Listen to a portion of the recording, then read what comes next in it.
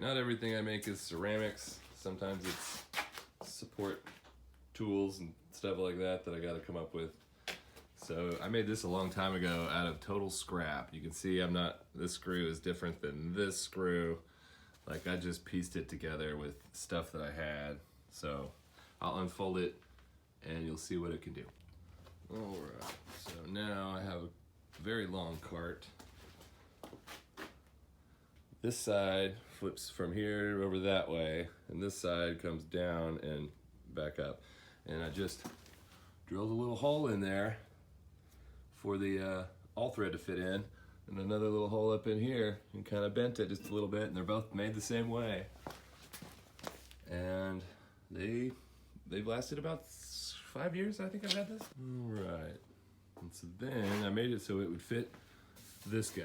So I can put long boards on here, and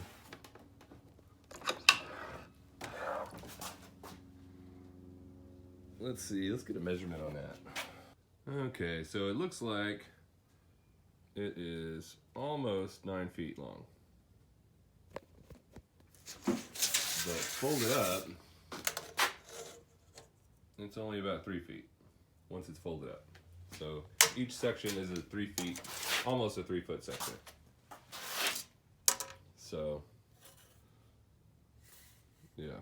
Anyway, and it's quite stable when I have something way out here.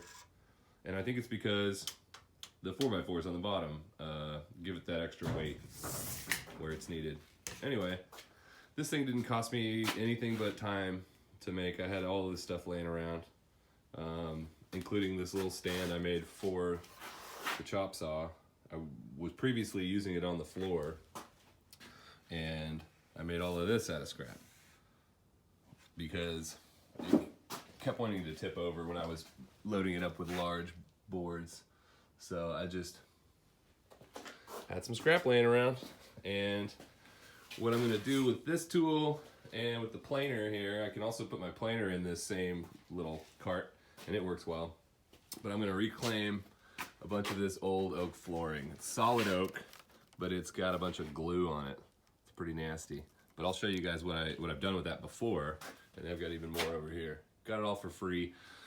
Gonna hopefully make some furniture, some bookshelves or something with it. Anyway, thanks.